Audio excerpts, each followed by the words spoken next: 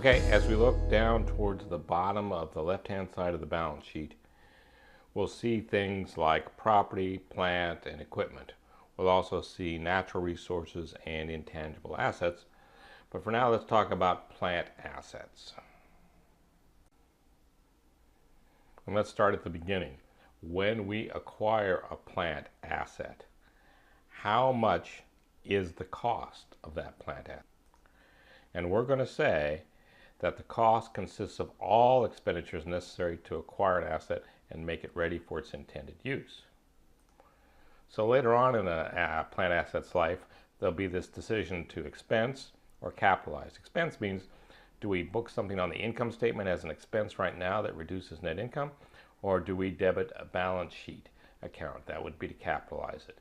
And if we debit a balance sheet account like equipment, then slowly over time we're going to recognize the expense. The answer at the beginning is we're almost always going to capitalize, because the cost consists of all expenditures necessary to acquire an asset and make it ready for its intended use. There are some rare exceptions, for example, vandalism, mistakes in installation, uninsured theft, damage during unpacking and installing, or fines for not obtaining proper permits from the government agency. Those things would get expensed. But when we're talking about the beginning, when we're talking about putting fixed assets into service, we're almost always going to be debiting the balance sheet account. We're going to put that equipment, that land, those land improvements onto our balance sheet rather than expensing them. So let's talk about 4 different categories and specific things of note. Land, everyone knows what land is. When we buy land, we include back taxes.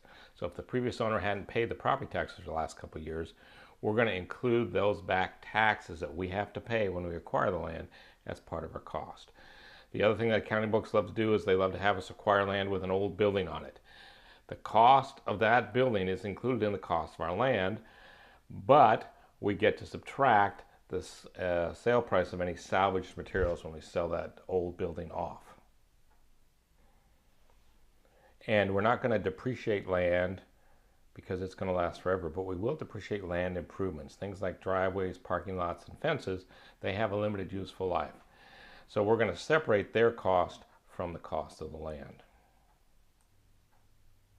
When we buy a building, well, as odd as it may seem, we'll include attorney's fees. So if we have an attorney look at a contract, his or her fees will be included in the cost of the building.